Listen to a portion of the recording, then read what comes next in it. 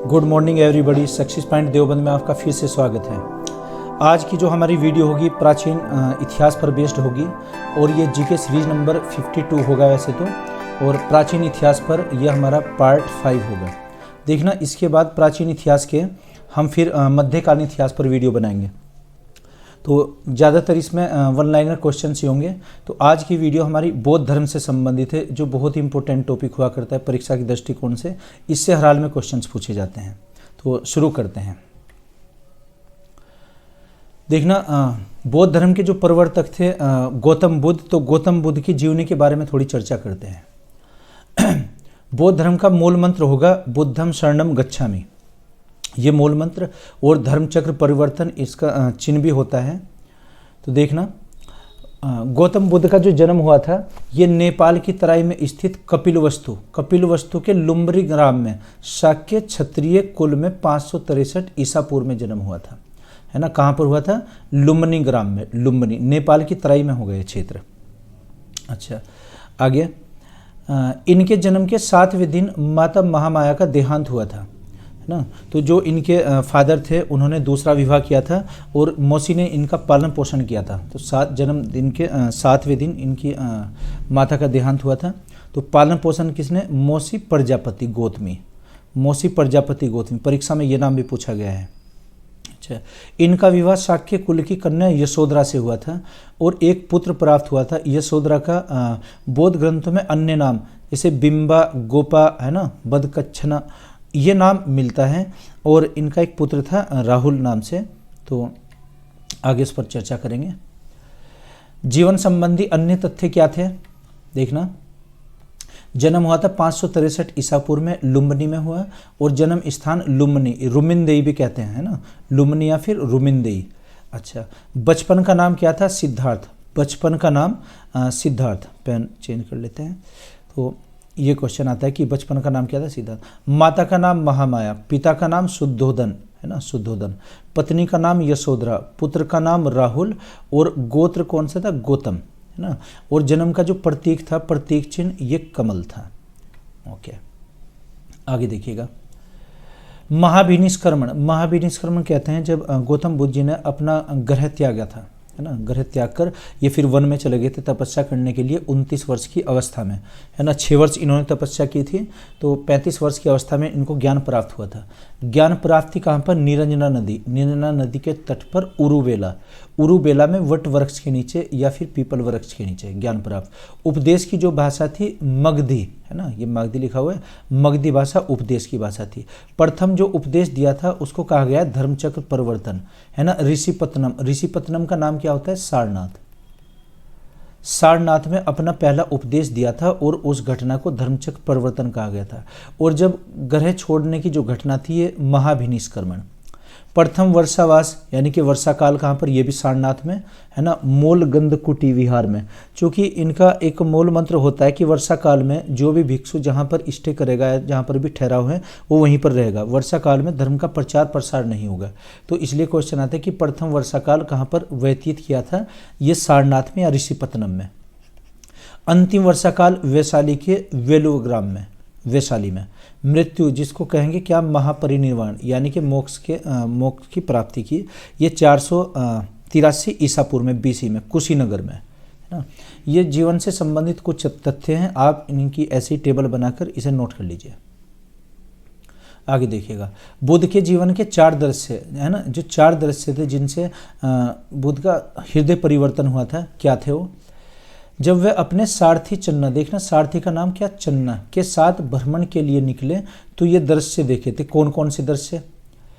इनका वर्णन अंग्रेजी लेखक, है ना, एडविन अर्नोल्ड ने किया है। एडविन अर्नोल्ड ने, किताब का नाम क्या था? Light of Asia. देखना, ये भी क्वेश्चन आए हुए हैं कि लाइट ऑफ एशिया के लेखक कौन थे?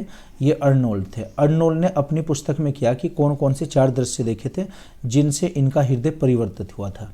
पहला दृश्य क्या था? उसमें एक बूढ़ा व्यक्ति देखा था जब भी अपने सारथी के साथ में।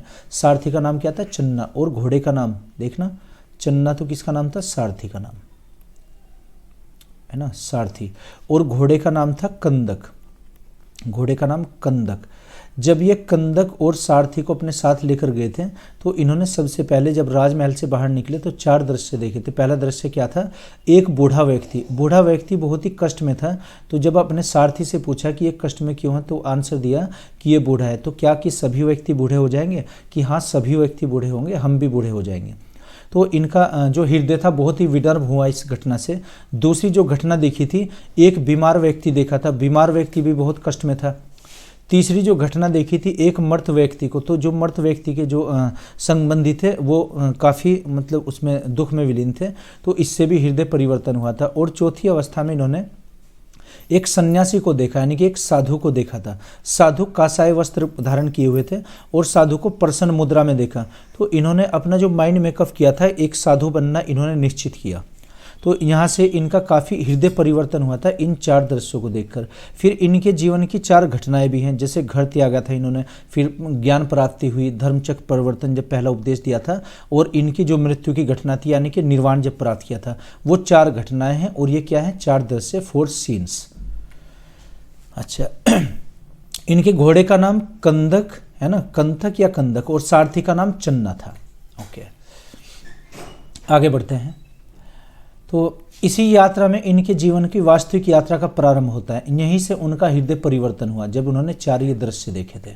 तो इन्होंने अपना राजमहल या ग्रह जो था उसको छोड़ने का एक माइंड मेकअप किया। और क्या था, इन्होंने अंतिम दृश्य अर्थात सन्यासी के मार्ग पर चलने का निश्चय किया था कि मुझे अब सन्यासी या साधु बनना है ना। इसके बाद में क्या हुआ, जैसे पहली घटना क्या थी, महाभिनिष्क्रमण। महाभिनिष्क्रमण किसे कहा जाएगा, ग्रह त्यागना। चूँकि ये रात को ऐसे बताते कि 2:30 या 3 बजे अपने राजमहल को त्याग कर या अपने पत्नी को और बच्चे को छोड़कर ये बाहर निकले थे और जंगल में, वनों में तपस्या के लिए निकले थे। ये घटना क्या कहलाएगी, महाभिनिष्क्रमण। दूसरी घटना है संबोधि। संबोधि जब इनको ज्ञान प्राप्त हुआ था, है ना, बोध गया में जब ज्ञान प्राप्त हुआ वट वृक्ष के नीचे, तो ये घटना कौन सी थी, संबोधि की घटना। थर्ड, इसमें तीसरी घटना कौन सी थी, धर्मचक्र परिवर्तन। पहला उपदेश ऋषिपट्टनम। ऋषिपट्टनम नाम किसका हो जाएगा, सारनाथ का। सारनाथ, ऋषिपट्टनम नाम इसलिए दिया था सारनाथ को क्योंकि यहाँ पर जो 5 ऋषि थे, 5 ऋषि ये तप लगाए हुए थे। इनमें कौन कौन से थे, जैसे कौडिल्य, आप, अस्सजी, वप और भद्दिय। ये 5 ऋषि, 5 ऋषियों के नाम है ना, अभी आपको बताएंगे वो 5 ऋषि कौन कौन से, इसलिए सारनाथ का नाम ऋषिपट्टनम नाम रखा गया था। और नंबर 4 जो चौथी घटना थी, ये महापरिनिर्वाण। महापरिनिर्वाण कहते हैं मोक्ष प्राप्ति। देखना मोक्ष में और मृत्यु में क्या अंतर होता है। मृत्यु जब होती है तो हमारा अगला जन्म होता है, लेकिन अगर मोक्ष प्राप्त होता है, हम मोक्ष को प्राप्त कर लेते हैं, इसका मतलब है जैसे जन्म और मरण के बंधनों से छुटकारा पाना, इसको मोक्ष है ना, अटेंड टू मोक्ष। तो 4 ये घटनाएं हैं स्वामी जी के जीवन की। पहली घटना महाभिनिष्क्रमण, दूसरी घटना संबोधि, तीसरी धर्मचक्र परिवर्तन एंड 4th महाभिनिष्क्रमण है ना, महापरिनिर्वाण। तो ये टैली करने के लिए क्वेश्चन आ जाता है कि पर महाभिनिष्क्रमण किसको कहा गया और संबोधि किसे कहा गया, तो आप ये ऐसे ही नोट कर लीजिए। आगे देखते हैं, ग्रह त्याग। जब इन्होंने अपना घर त्यागा था, राजमहल, तो क्या 29 वर्ष की इनकी अवस्था थी और ग्रह उसमें त्यागा था। फिर इस घटना को बौद्ध धर्म में महाभिनिष्क्रमण कहा गया। महाभिनिष्क्रमण याद रखिएगा, ग्रह त्याग की घटना महाभिनिष्क्रमण, बहुत इंपॉर्टेंट ही शब्दावली है एक। ग्रह त्याग के बाद ये अनोमा नदी के तट पर अपना सर मुंडवाया और भिक्षुक कासाय वस्त्र, कासाय वस्त्र बोलते हैं जो सैफरन कलर के जैसे साधु लोग पहनते हैं ना, जैसे सैफरन कलर या फिर कहिए केसरिया रंग के होते, भगवा रंग के वस्त्र होते हैं, वो धारण किए। और ये सर्वप्रथम अनूपीय नाम के आम्र के बाग में, आम्र उद्यान, आम के बाग में पहुँचे। वहाँ पर कुछ दिन रहे थे, है ना, और वहाँ पर एक साधु से इनका मिलाप हुआ। वैशाली के समीप इनकी मुलाकात एक साख्य दर्शन के विद्वान आचार्य आलार कलाम से हुई थी। आलार कलाम साख्य दर्शन के जो विद्वान थे, साख्य दर्शन याद रखिएगा, इन्हीं को अपना गुरु भी माना था इन्होंने। तो राजगृह के समीप इनकी मुलाकात धर्मचार्य रुद्रक रामपुत्र से हुई थी। एक उनके दूसरे गुरु रुद्रक के नाम से, पहले गुरु कौन थे, आलार कलाम, दूसरे रुद्रक। तो ये क्वेश्चन आता है कि इनके गुरु कौन थे। अगला इसमें, यही दोनों बुद्ध के प्रारंभिक गुरु थे। इनके बाद वे उरुवेला यानी कि बोध गया गए, जहाँ इन्होंने कौडिल्य आदि 5 साधक मिले थे। कौडिल्य ऋषि ने इनके भविष्यवाणी भी की थी राजमहल में जब ये आए थे कि यहाँ पर एक पराक्रमी, एक शिशु का जन्म होगा। तो उरुवेला किसका नाम है, उरुवेला ये बोध गया का नाम, वर्तमान में इसको गया बोलते हैं। ओके, आगे देखिएगा ज्ञान प्राप्ति। जब इन्हें ज्ञान प्राप्ति हुई 6 वर्ष की तपस्या के बाद 35 वर्ष की अवस्था में, है ना, बैसाखी पूर्णिमा की रात निरंजना नदी, नदी का नाम निरंजना, निरंजना नदी के तट पर पीपल या वट वृक्ष, जिसको बोधि वृक्ष भी कहा गया है, के नीचे इन्हें ज्ञान प्राप्ति हुई थी। ज्ञान प्राप्ति का मतलब जो हमारी छठी इंद्री होती है, छठी इंद्री, है ना, उस पर हम काबू पा लेते हैं, है ना। जैसे हमने जैन धर्म में पढ़ा ना केवल्य की प्राप्ति, तो इसमें जो हमारी इंद्री होगी तो इंद्री पर हम काबू पा लेते हैं, यानी कि मन पर हम अपनी ये नियंत्रण स्थित करेंगे। ओके, अगला है फिर उसी दिन से ये तथागत कहलाए। तथागत का मतलब जैसे इंद्रियों को वश में करने वाले। आगे ज्ञान प्राप्ति के बाद ही ये गौतम बुद्ध नाम से प्रचलित हुए, और नाम इनका क्या था, जैसे सिद्धार्थ नाम था तो बुद्ध कहलाए थे। आगे देखिएगा धर्मचक्र परिवर्तन, यानी कि जहाँ पर इन्होंने उपदेश दिया था, धर्मचक्र परिवर्तन, ये क्या था, इन्होंने अपना पहला उपदेश ऋषिपट्टनम, ना नाम क्या हो जाएगा, सारनाथ, सारनाथ में 5 ब्राह्मण सन्यासियों को अपना पहला उपदेश दिया था। इस घटना को धर्मचक्र परिवर्तन, अभी जो टेबल में भी हमने बताया था। इसी प्रथम उपदेश को बौद्ध धर्म में धर्मचक्र परिवर्तन के नाम से जाना गया।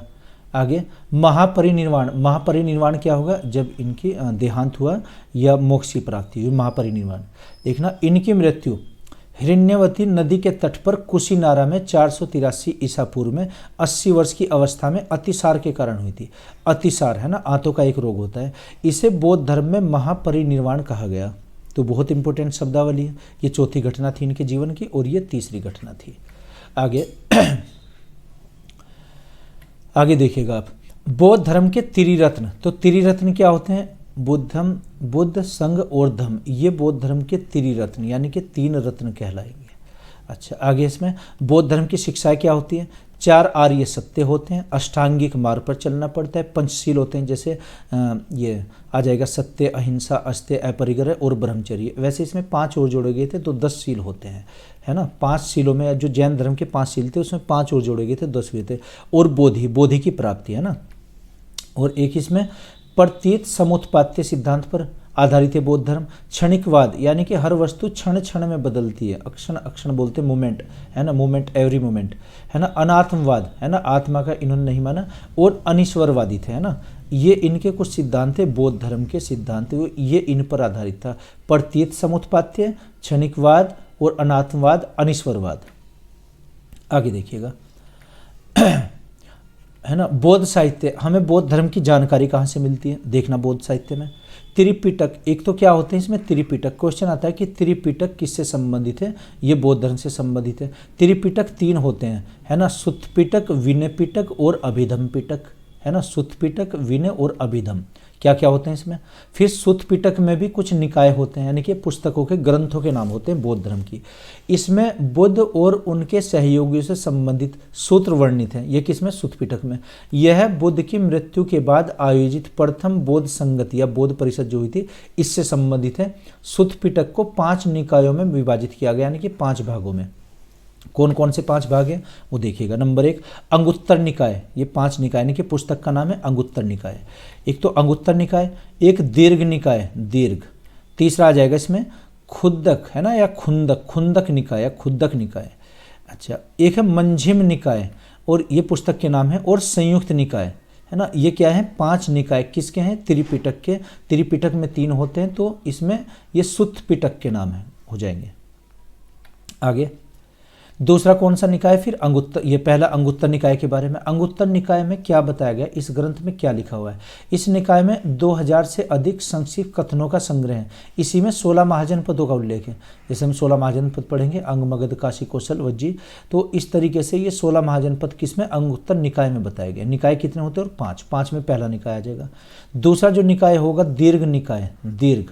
दीर्घ निकाय में बुद्ध के लंबे उपदेशों का संग्रह। क्वेश्चन आता है कि महात्मा बुद्ध के जो उपदेश है वो किस में है, दीर्घ निकाय में। इस ग्रंथ पर बुद्ध घोष ने ये सुंगमलाविनाशी और ये सामंत पासादिका नामक टीका लिखी थी। इस पर टीका भी लिखी गई है ना, सामंत पासादिका नाम से टीका लिखी गई। ये क्वेश्चन आया हुआ है। तीसरा निकाय हो जाएगा ये खुंतक निकाय या खुड्डक निकाय, इस ग्रंथ में शामिल किए गए। अच्छा, इसमें कई ग्रंथ हैं और भी इसके विभाग हैं। नंबर 4 मंझिम निकाय में छोटे उपदेश हैं, और बड़े उपदेश किस में है, अंगुत्तर निकाय में। और नंबर 5th निकाय में आ जाएगा, संयुक्त निकाय में। इसमें बुद्ध के संक्षिप्त घोषणाओं का संग्रह किया गया है। धर्मचक्र परिवर्तन सूत्र इसी का अंग है। धर्मचक्र परिवर्तन के बारे में इसमें बताया गया है। तो ये 5 निकाय हो जाएंगे, इनको आप एक टेबल में नोट कर लीजिए। आगे उनके फिर कार्य लिखेंगे ऐसे। आगे देखिएगा आप, दूसरा जो पिटक आ जाएगा विनय पिटक। इस पिटक में क्या है कि इस ग्रंथ में क्या है, इस बौद्ध ग्रंथ में संघ के अंतर्गत अनुशासन की पुस्तक, इसे अनुशासन की पुस्तक के रूप में एक्सेप्ट किया गया है, के रूप में जाना जाता है। इसमें भिक्षुओं और भिक्षुणियों के संग और दिन की जीवन संबंधी आचार विचार और विनय संग्रहित है ना। इसमें नियम है, जो विनय से, आचार विचार से या विनय से संबंधित कुछ नियम है वो इसमें लिखे हुए हैं। बौद्ध इसमें भिक्षु के भी और भिक्षुणियों के भी। भिक्षुणी होते हैं जो फीमेल जो होंगी भिक्षुणियाँ। अच्छा, इसमें भी फिर 3 पुस्तकें अर्थात है ना, सुनता विभंग, खंडक और परिवार में बांटा गया। इसके फिर 3 भाग हो जाएंगे। आगे देखिएगा नंबर 3 अभिधम पिटक। अभिधम पिटक ग्रंथ में क्या है, इसमें बौद्ध धर्म ग्रंथ में बौद्ध धर्म के दर्शन और सिद्धांत शामिल है। ये क्वेश्चन आते हैं कि बौद्ध धर्म के दर्शन और ये किस में शामिल है, तो अभिधम पिटक में है। आगे देखिएगा जातक कथाएं, है ना, कुछ ग्रंथ होते हैं जातक कथाएं। जातक कथाओं में क्या लिखा हुआ है, इसमें बुद्ध के पूर्व जन्मों की कहानियां है ना, बुद्ध के पूर्व जन्मों की कहानियां किसमें, कौन सी पुस्तक में, जातक कथाओं में। आगे क्वेश्चन है मिलिंद पन्नो। इस ग्रंथ में क्या है, यह ग्रंथ बौद्ध भिक्षु नागसेन और भारत के इंडो यूनानी राजा मिनिंडर के बीच ये बातचीत को शामिल किया गया है कि एक तो किसमें नागसेन और एक मिनिंडर, है ना, इसके बीच में जो बातचीत हुई थी या आर्गुमेंट हुई थी इसमें शामिल है। इसके रचयिता नागसेन है। यह पाली भाषा में लिखित है। पाली भाषा बोलते हैं किसी स्थान की जो विशेष अपनी भाषा होती है। तो क्वेश्चन आता है कि जातक कथाएं किससे संबंधित, बौद्ध धर्म से। मिलिंद पन्नो किसकी पुस्तक है, बौद्ध धर्म की, ऐसे क्वेश्चन आएगा। आगे दीपवंश। दीपवंश और महावंश कुछ पुस्तक है जिसमें सिंहली द्वीप यानी श्रीलंका के बारे में बताया गया। इस पुस्तक में मुख्य रूप से इसमें सिंहली द्वीप, सिंहल नाम किसका है, श्रीलंका का, सिंहली द्वीप श्रीलंका का इतिहास वर्णित है। अगली पुस्तक हो जाएगी इसमें महावंश। महावंश यह श्रीलंका के राजाओं का वर्णन है इसमें, है ना। तो ये जो पुस्तकों के नाम है जातक कथाएं, मिलिंद पन्नो, दीपवंश, महावंश, आप इनकी एक टेबल बनाकर तब इनको लर्न किया कीजिए। आगे बुद्ध चरित्र, यह संस्कृत भाषा में अशोक घोष के द्वारा लिखा गया था। इस ग्रंथ में बुद्ध के जीवन के विविध पहलुओं को दर्शाया गया है। तो बुद्ध चरित्र किसने लिखा है, अशोक घोष ने। ये लेखक का नाम पूछ लेते हैं। आगे बौद्ध संगतियाँ, जैसे जैन की संगति हुई यानी कि मीटिंग्स जो हुई है, इसमें भी मीटिंग हुई है ना, 4, वैसे 5 का भी उल्लेख है कहीं कहीं पर। तो कौन कौन सी संगतियाँ, कौन कौन सी मीटिंग्स हुई हैं, परिषद हुई है। पहली बौद्ध संगति, प्रथम बौद्ध संगति कहाँ पर हुई थी, देखना, स्थानीय राजगृह सप्तकर्णी गुफा। राजगृह कहाँ है, बिहार में। ये बिहार में हुई थी पहली संगति। इसमें क्या हुआ था, इसका समय था 483 यानी कि जब मृत्यु हुई थी स्वामी जी की, जब मृत्यु, तो उसके बाद अध्यक्ष कौन थे, महाकश्यप इसके अध्यक्ष थे। आगे इसमें शासनकाल अजातशत्रु का इसमें शासनकाल था, अजातशत्रु, है ना। और इसमें क्या उद्देश्य थे, बुद्ध के उपदेशों को 2 पिटकों विनय पिटक और सुंत पिटक में संकलित किया गया था, यानी कि जो शास्त्र थे, जो ग्रंथ थे, उनका संकलन किया गया था। दूसरी बौद्ध संगति, द्वितीय बौद्ध संगति, इसमें क्या हुआ था, देखना, स्थान था वैशाली, बिहार। बिहार में दूसरी संगति का आयोजन किया गया था और समय कब था, 383 ईसा पूर्व। देखना, ये जो समय दिया गया एग्जैक्ट नहीं है, अनुमानित लिखा है, लेखकों में मतभेद है इसको लेकर। इसकी अध्यक्षता किसने की थी, सुबुकामी और सरुकामी ने अध्यक्षता की थी। और एक शासनकाल कालाशोक काकवण, एक राजा थे कालाशोक, है ना। तो इनके शासनकाल में हुई थी। उद्देश्य क्या था, अनुशासन को लेकर मतभेद में समाधान के लिए बौद्ध धर्म स्थापित और महासांधिक 2 भागों में बट गया था, है ना, यहाँ पर इसमें ये फूट पड़ी थी। तीसरी बौद्ध संगति, तीसरी बौद्ध संगति जो हुई थी, स्थान पाटलिपुत्र, बिहार पाटलिपुत्र में हुई थी। समय 251 ईसा पूर्व। मौग्यपुत्र तिस्से इसके अध्यक्ष बने थे। ये बहुत इंपॉर्टेंट है। एक तो किसके अध्यक्ष कौन थे, मौग्यपुत्र तिस्से आजीवक संप्रदाय से थे। किसके शासनकाल में, अशोक के शासनकाल में। और उद्देश्य क्या था, धर्म ग्रंथों का अंतिम रूप से संपादन किया गया था। और इसमें तीसरा पिटक अभिधम पिटक जोड़ा गया था। तीसरी बौद्ध संगति में तीसरा पिटक अभिधम पिटक। चौथी बौद्ध संगति, चतुर्थ जो हुई है, ये कहाँ पर, कश्मीर के कुंडलवन में, कुंडलवन की एक गुफा थी, इसमें हुई थी। और यहीं पर इसमें पहली फूट पड़ी थी। इसमें 2 बने थे, एक हीनयान महायान में, ये शाखा में बैठा था। समय क्या था, प्रथम शताब्दी ईस्वी में बना था, जब पहली शताब्दी। अध्यक्ष था वसुमित्र, वसुमित्र और एक उपाध्यक्ष भी थे, अशोक घोष इसमें। उपाध्यक्ष अशोक घोष। तो अध्यक्ष और उपाध्यक्ष पहली बार बने थे। अब तक तो बौद्ध संगति में अध्यक्ष ही हुआ करते थे, लेकिन चौथी बौद्ध संगति में उपाध्यक्ष भी बने थे और इसमें पहला फूट पड़ी थी इसमें। किसके शासनकाल में? कनिष्क के शासनकाल में, कुषाण वंश के जो राजा कनिष्क थे, है ना। और इसका उद्देश्य बौद्ध धर्म में दो उपसंप्रदाय हीनयान और महायान में विभाजित हुआ। तो क्वेश्चन ये आता है, बहुत इंपॉर्टेंट इसलिए है कि बौद्ध संगठन या बौद्ध संप्रदाय दो उपसंप्रदायों में किस संगति में बटा था? चौथी बौद्ध संगति में। आगे देखिएगा आप, हीनयान महायान में क्या अंतर होता है? जो दो शाखाएं होती हैं बौद्ध की, इनमें अंतर क्या होगा देखना। इधर हम क्या लिखेंगे? हीनयान, और ये क्या हो जाएगा? महायान। महायान। तो हीनयान में नंबर 1, जिन भिक्षुओं ने बौद्ध के बताए गए मार्ग को चुना था वो तो हीनयान कहलाए, और जो बौद्ध के बताए मार्गों को नहीं चुना था, दूसरे रास्ते पर चले, वो महायान कहलाए, है ना। जिन भिक्षुओं ने अपना अलग संघ बनाया और गौतम बुद्ध के बताए मार्ग को नहीं चुना, जिन्होंने नहीं चुना था वो क्या? महायान कहलाए। तो बेसिक डिफरेंस तो यही होता है, एक तो महात्मा बुद्ध के नियमों पर चलना है और जो दूसरा उसके नियमों का उल्लंघन करना है। जो दूसरा था इसमें अंतर, हीनयान मूर्ति पूजा को नहीं मानते थे जबकि महायान मूर्ति पूजा को मानते थे। तीसरा था इसमें, हीनयान पाली भाषा का समर्थन करते थे, पाली जो लोकल लैंग्वेज होती थी। महायान संस्कृत भाषा का समर्थन करते थे। चौथा इसमें अंतर हो जाएगा, हीनयान को दक्षिणी भारत में जैसे श्रीलंका, बर्मा और श्याम यानी कि थाईलैंड में अपनाया गया। महायान को जापान, चीन, कोरिया और आदि में माना गया।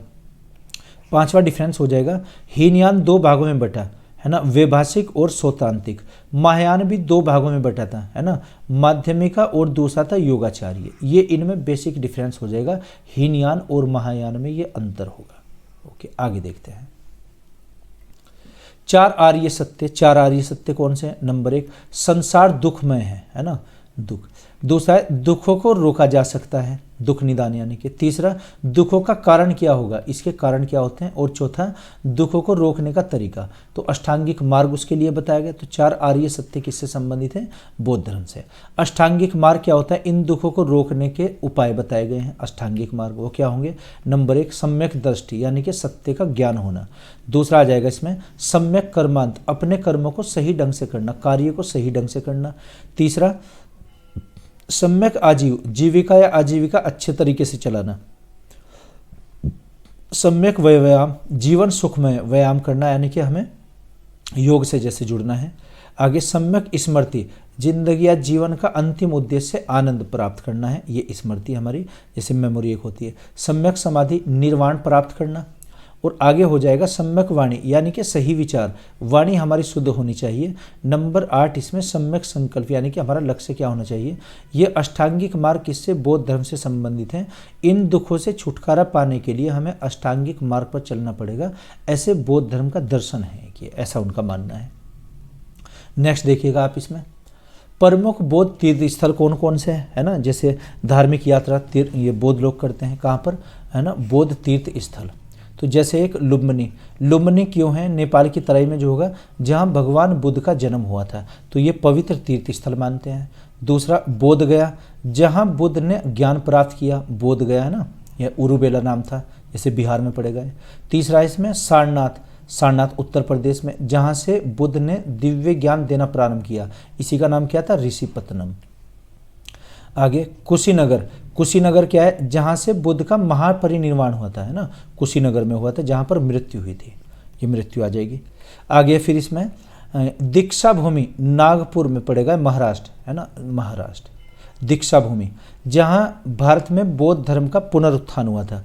तो ये इनसे संबंधित ये बौद्ध तीर्थ स्थल हैं जिनकी धार्मिक यात्रा भी करते हैं। तो ये बौद्ध धर्म से संबंधित कुछ प्रमुख तथ्य थे और इन्हीं से परीक्षा में ज़्यादातर क्वेश्चन पूछे जाते हैं। हमने उन्हीं का एक कलेक्शन तैयार किया है। तो ये मैं आशा करता हूँ आपकी समझ आया होगा। अगर नहीं तो कमेंट बॉक्स में आप लिख कर बताइएगा और इनके आप नोट्स बनाते रहिए। देखना जो रेलवे की परीक्षा चल रही है तो बच्चों का रेस्पॉन्स रहा है, तो हमने जो वीडियो इस पर अपलोड की हुई है इनसे काफ़ी क्वेश्चंस आ रहे हैं। अभी तो हम 1 लाइनर क्वेश्चंस की वीडियो बना रहे हैं, उसके बाद में फिर सब्जेक्ट वाइज अलग अलग विषय की अलग अलग वीडियो होगी। तो फिर भी अगर आपको कोई इसमें डाउट है तो कमेंट बॉक्स में आप लिख कर बताइएगा। मैं आशा करता हूँ कि आपकी समझ आया होगा। Okay, thank you.